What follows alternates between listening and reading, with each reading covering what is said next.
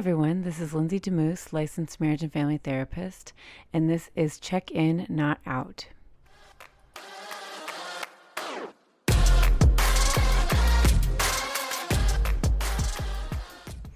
So thank you so much for joining me. I feel like I want to sing a Timbaland verse of "It's been a long time since we left you, without a doubt beat to step 2 step." Terrible. But it has been a long time. I have meant to make so many different recordings from the last one that I put out in November to today, and so many different things have gotten in the way. I've been sick a couple times. I know lots of you can relate to that, but my brain just has been really detached, disconnected. I am thankful that usually I have lots of ideas floating around, and it's just a matter of not having the time to be able to get it all down, but just been scattered. And what has not been helpful for me, and I, again, know I'm not the only one, but what has not been helpful for me over just the last week has been really trying to figure out how to manage my processing of what's going on in Los Angeles with the fires and all of the suffering that our neighbors, and moreover, maybe our friends, family, if any of you have friends or family that have been displaced, that have been directly or indirectly affected. I mean, just they're our neighbors. It really is literally so close to home. And so that's been weighing on me. And so this is what I wanted to talk about in our episode today, is compassion in the absence of action. I certainly want to talk about taking action, what that looks like, but this is just an opportunity for us to recognize what our limitations are when we are seeing other people in their suffering, and that call that we have to try and take action. But it's a question of what happens if you can't actually do what you think is enough.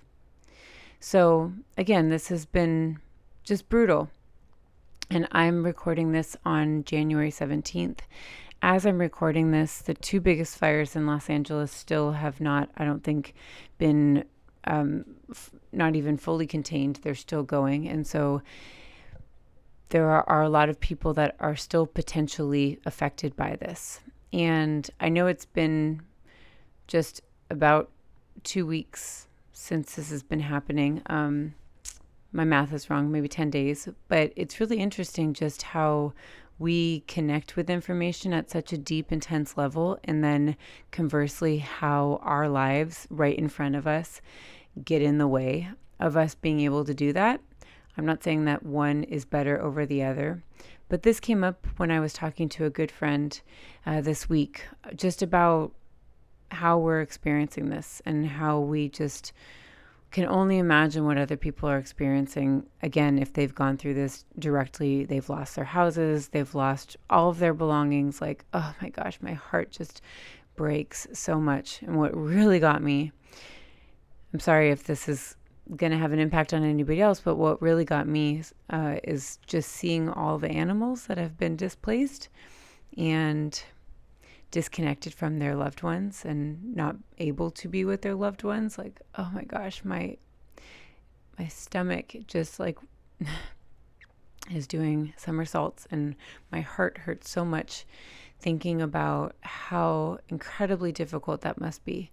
And so my good friend and I were lamenting about this, and she was sharing the things that she is really sad about and struggling with. But what came to a point in the conversation is like, what do we do about this? One of the reactions that we noticed was like, this feels so painful. All we want to do is just not deal with it and not cope with it. But then the problem is that we feel guilty because we're not actually doing anything about this. We're stuck in this weird place of like, I have the capacity to feel such pain for people, but then that pain is something that I don't know how to cope with. And I want to be able to put that into action, but there are only so many things that I can do. So this is why I thought it would be really helpful to open it up, put this in an episode. If two of us are experiencing this, I'm sure that many of us are experiencing this. And so I'm hopeful that this episode gives you some perspective and tools to be able to cope whether you're taking action or not. Of course, we can recognize that there are things to do as far as actually taking immediate action, right? I mean, it's been amazing to see Southern California and beyond opening up so many different offerings for donations, for drives, for being able to give people resources when they've lost so many resources. And so certainly taking action can look like donating goods and services. It sounds like there's a lot of need for continued toiletries and like more immediate basic needs things that are new. And then there are other options in terms of donating your time, being able to provide assistance through acts of service. So there are opportunities, donate your finances. Like there are certainly opportunities in terms of taking action. I want to insert this education about what disaster recovery timelines look like. And as we see, there's so much support that is happening right now, right? Like people are sending donations to fire stations and the fire stations are turning them away. Well, part of it is because they're busy fighting fires, right? But there's an abundance, there's an outpouring of support right now, as there should be. What a lot of data about disaster about victims of natural disasters show is that, and maybe this isn't new information to you, is that there definitely is this peak, this spike as far as action. And then what happens, sadly, is that we forget. We go back to our lives, we move on, and that type of relief really slows down. And so in 1 month, 2 months, 3, 6 months, that's where, unfortunately, people are still really suffering after having been displaced, after having losing their belongings, after really trying to like pick up the pieces of their lives. And that type of support is much more non-existent than it was in comparison to how it is now. So what I would advocate for is if you're like, I want to take action, I want to donate my time, donate my resources. I'm not telling you how to put whatever resources you have where and when. But there is such a great opportunity to remember that, whether that's to mark your calendars of like, hey, in a month, this is what I'm going to see what opportunities are available for volunteering. In 2 months, in 3 months, in 6 months, because that's where these families, these victims really, really need help and support. And after I'm done with this, I'm going to mark something in my calendar to be able to check in like 3 months with some of the nonprofits that are so active right now, to be able to see what they're advertising as far as their needs. I'm even thinking of just being able to see about what the different shelters are like and to take a day trip up there and spend some time with the animals. I'm not a human mom, I'm a fur mom. And so this is where my heart just gets tugged on so much. But anyways, that's important just to take into consideration of how our time can actually be put to use and what the studies show as far as when it can be especially effective and helpful for those that have been so displaced. So that is one thing, is to actually like take action through your service. If you know people that have been directly or even indirectly affected, taking action can also look like reaching out, offering a listening ear, being able to continue to provide reassurance, validation, not having to fix anything, but just being there. That is a wonderful way to take action. And so those are the things that come to mind of like, hey, how can we be of assistance for people? Now, I think the problem is outside of like those actual tangible tools to use is that if anybody, I mean, look, I'm here as somebody that is providing an offering to healthcare workers. And so I know my audience. If you're sharing this with your loved ones, family, whatever, thank you so much, by the way, for doing that. They just may not be healthcare workers. But for those that are listening to this episode, if you're a healthcare worker, you know you're here because you have this heart, this desire to take action, right? Like you go toward things when people run away from things. your competence, your education, your experience, all of that puts you in a position where you have this ongoing desire to help. That is so amazing and so helpful and important. But I want to recognize how that's tough, especially in these situations where we see other people and their suffering, is because that's where our moral injury comes into play, right? Where we have this desire to do something and our efforts are not big enough, they're not available. We cannot actually save people, help people be fully available or successful in being able to help somebody out of their pain and suffering. And of course, I want to recognize an elephant in the room, right? If that you were a healthcare worker during COVID, you know firsthand what that's like to such an insanely intense degree, right? And there's also something to be said about what trauma that has caused.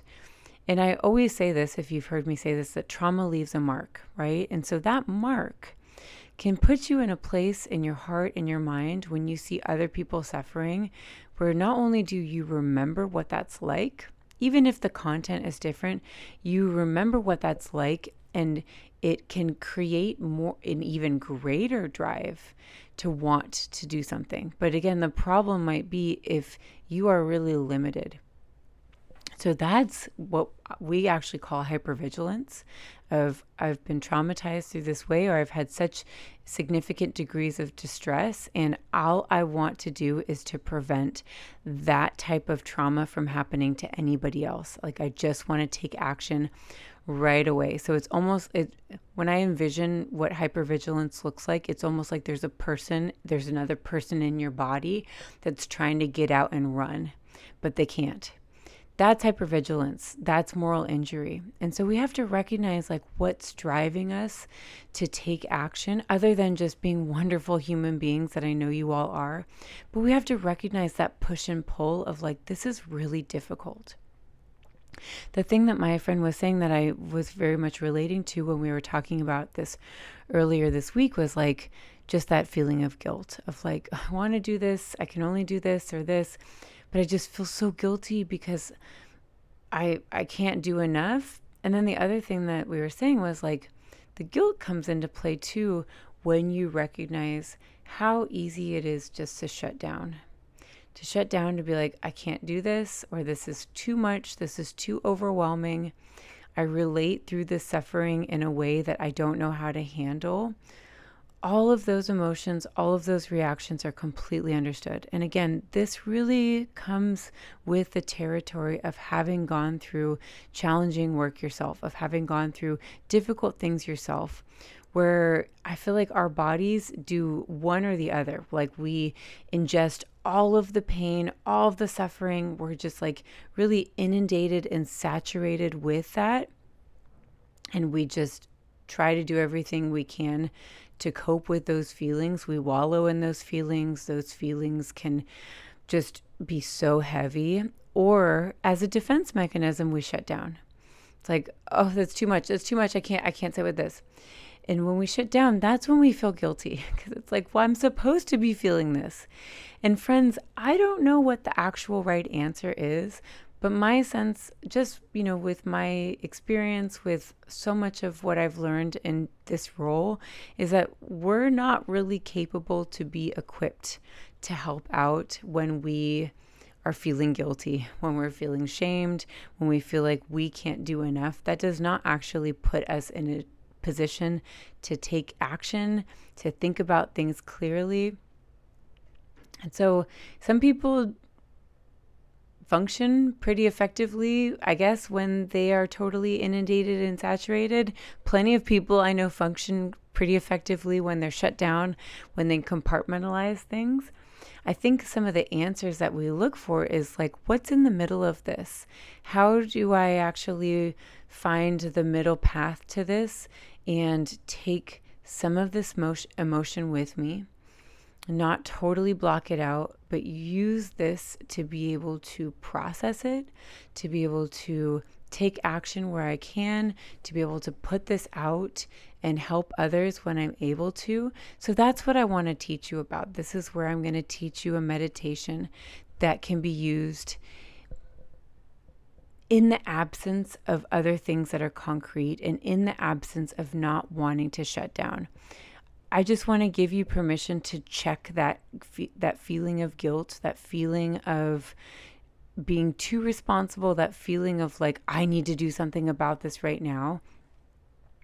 I'm not telling you how to live your lives, but I just want for us to recognize that like guilt is, the definition of guilt is like, I did something wrong, like unethically wrong, morally wrong. I lied, I cheated, like I deliberately hurt somebody's feelings, or I hurt somebody's feelings and I know what I did.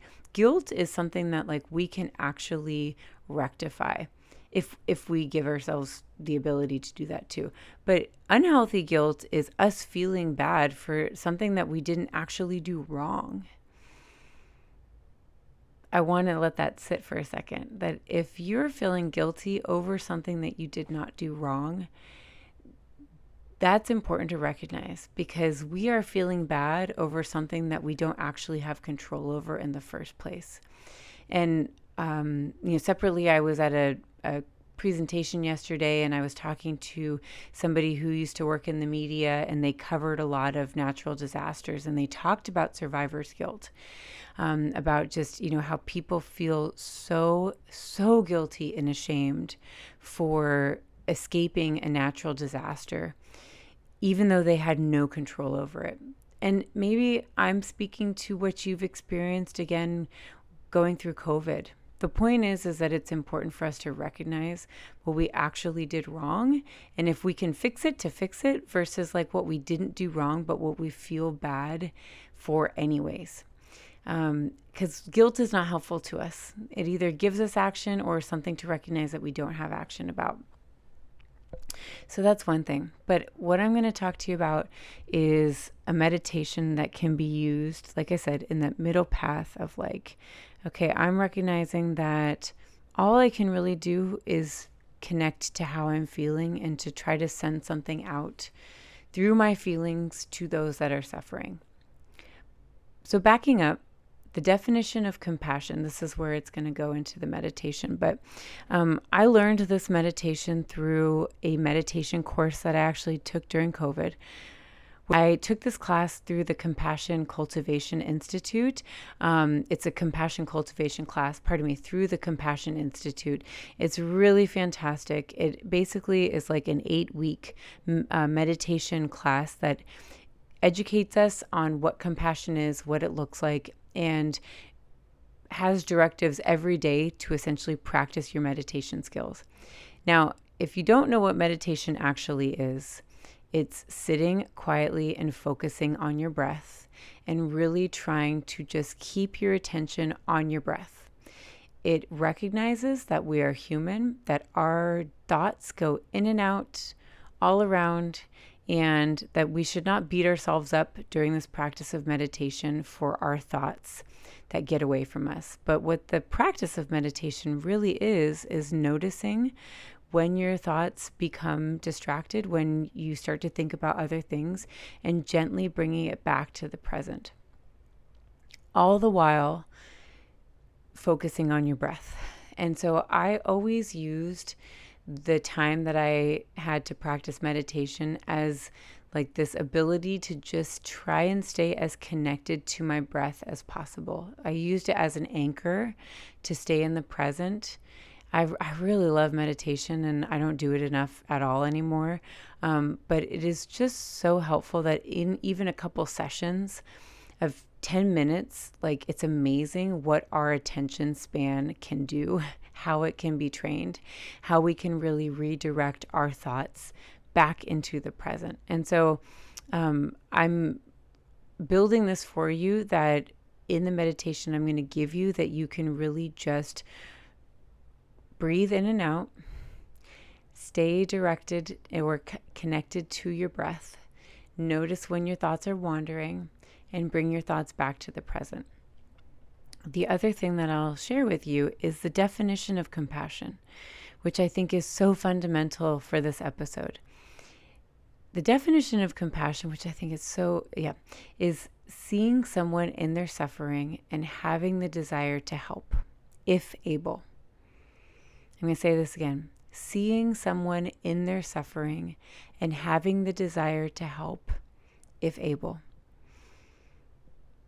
To me, that is such a wonderful middle ground of like having the ability to see someone in their suffering and recognizing I want to help them. And if I can help them, I will.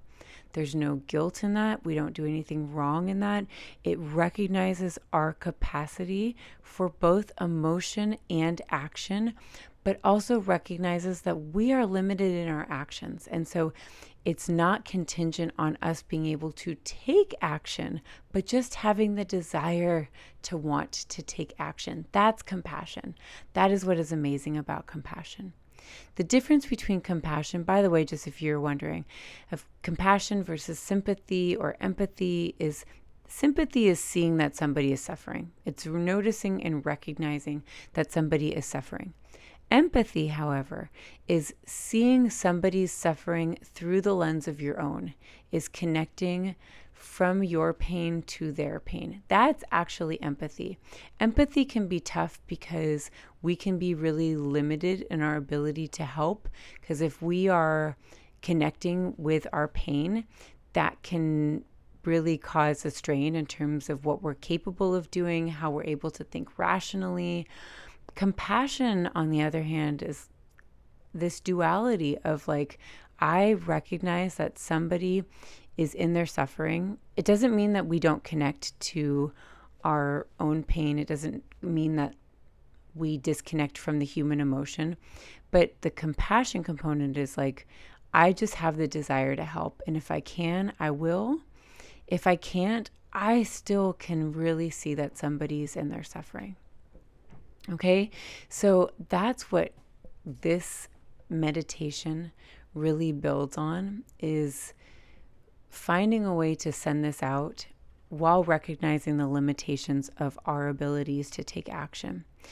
Okay, so I'm going to do the meditation now. You're like, okay, Lindsay, just get to this. I'm going to do the meditation now. So if you need to come back to this when you have the ability to be in a quiet place that is free of distractions, and unless you are like a meditation guru and you can do this like on an airplane or, in Grand Central Station, which is amazing if you can do that, kudos to you. For everybody else that's just practicing, we really want to try to limit all the distractions. So find a place that is quiet, that you can really just focus in on your breath. Get comfortable if you're not already, which why wouldn't we be comfortable? But some people need to like reset themselves. So get comfortable and just take some time. I'll direct you to focus on your breath. Focus on your breathing in and breathing out. Breathing in and breathing out. Notice where your thoughts go. Notice how they wander. And just redirect them back to your breath. Breathing in and breathing out. So what I want you to do is to breathe at your own pace. Stay connected as much as possible as I'm talking you through this to your breath. That you're going to almost use your breath as like a rope or a railing to hold on to this entire time. Just keep one metaphorical hand on your breath. So as you're breathing in and out, what I want you to do is to think of a person, a group of people, or a community who are suffering. If you're sending this compassion out for victims of the fire, that's what you're going to do, is you're going to hold them in mind. Thinking of a person in mind, a group of people in mind, a community, overall city of Los Angeles, just really hold them in your mind. If you're doing this compassion meditation for someone else who is suffering, then maybe this person has experienced an illness, a loss, an injury, a difficult time in their relationship, a feeling of despair. Just notice who this person is and how they're suffering. Breathing in and breathing out. Breathing in and breathing out. Notice how you feel in your body when you think of their suffering. How does your heart feel? Where do you feel this in your chest, in your throat, in your stomach? Where do you feel the weightiness of this in your body? Do the sensations change when you move anywhere in your body? So if you're noticing the suffering as it's weighted in your chest, see if you can move down to your heart. Do you feel any warmth, openness, or tenderness? Or are there other sensations? Perhaps an aching sensation? As you breathe in and out, notice the pain that might be sitting in your body. Breathe in and out. Notice where you're feeling any emotion or sensation while you connect with what you perceive is the suffering of these people. Continue to visualize them as you breathe. Now, what I want you to do is while you are holding this place for suffering in your mind, in your body, in your heart, what I want you to do is to imagine that you are extending this golden, shimmering light from your heart to this person or to these people, to their community, and that golden light is easing their suffering. Imagine that golden light sparkling down, covering them, wrapping them up in this healing blanket, and that this light is covering them, keeping them secure, giving them warmth, giving them hope, giving them love. So I'm going to tell you to do this again, is to imagine from your heart, from any place in your body that has this capacity to care, send out this caring, this compassion as this healing ray of light that goes over them, wraps around them, and covers them. And what I want you to imagine is that you're coating them in this blanket of love, this blanket of hope, of support, of healing, and a comfort amidst their uncertainty. That you're giving them comfort amidst the pain, in their inability to see even to what tomorrow looks like, that you are wrapping them in this blanket of warmth and love. What I want you to do is to, every time that you engage in your exhalation, to just extend this light out to them. That when you breathe out, that this light is shooting out and that they're feeling the warmth of this light.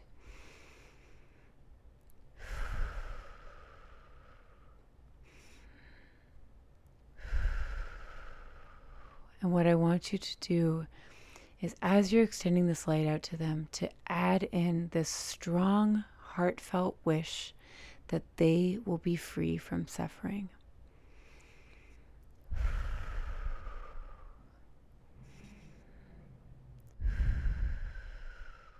While you are sending out this warmth, this heartfelt wish that they may be free from suffering, silently recite this to them.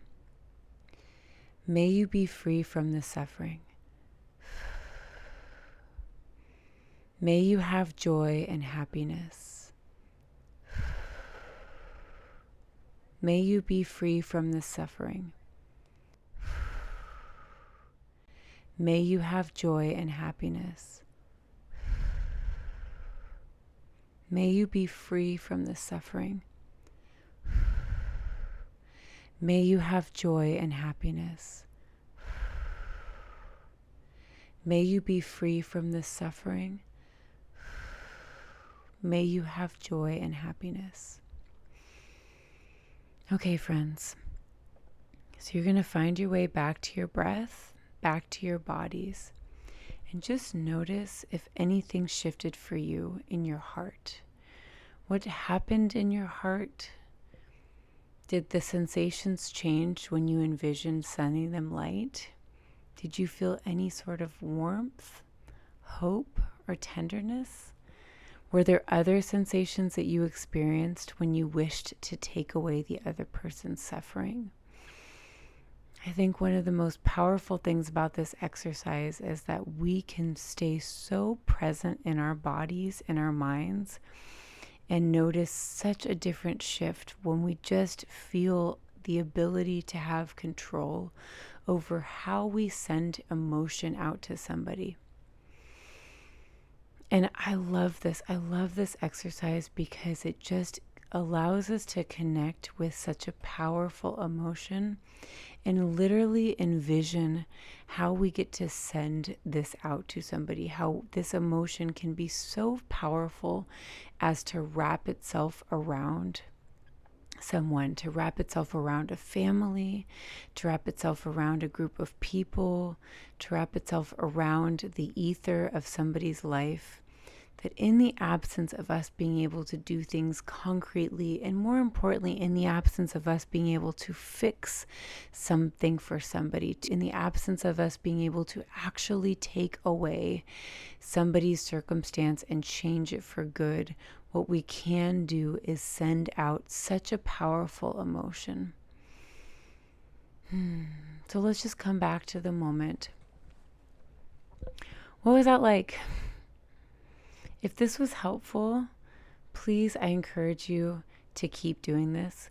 In the episode, I'm actually going to link a list of different prayers and a list of different meditations that are similar to this, but have a different prompt of a meditation for suffering for yourself, suffering for a loved one, suffering for a stranger, suffering for an enemy.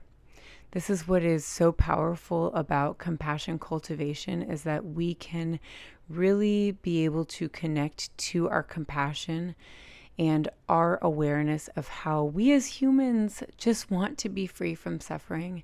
And I know, unfortunately, this is not what this world offers or provides, that suffering is unfortunately part of the human condition. But what this does is give us time to be able to sit with that and to connect with how we can really find our compassion in the midst of suffering. Okay, friends, so I'm going to leave you with that. Please let me know if this was helpful for you. Please, I encourage you to continue to practice this. I've never taken a meditation from myself, so I hope that this was helpful and effective, and that my compassion cultivation trainer taught me well as far as an actual meditation that's guided. So please come back to this and keep using this if you are experiencing times of distress, times of your mind wandering and not knowing where to actually have that go. But use this as a tool for your coping. Separately, please let me know if this was effective. I'm also going to have a link to a feedback form. It's anonymous. I'm sorry, I have to plug this because I just need to know if this is helpful or not, or how this is helpful. But so if you can complete my anonymous Microsoft form in this episode or any of the other episodes that you listen to that I've published, that's so helpful for me. It gives me understanding of what works, what doesn't work. It gives an opportunity for you to tell me what your tips are. If there's anything that you want to hear about. Thank you so much for tuning in. Thank you for your help. Thank you for your support with my ability to have these episodes. And I really appreciate everyone's tuning in and your use of this as a coping skill and tool. I will leave you with this, just as a reminder that you are worthy, you are valuable. I so believe in you. I know you can do hard things, and I am here to support you through it all. Take care, friends. Be safe. Be well. Bye-bye.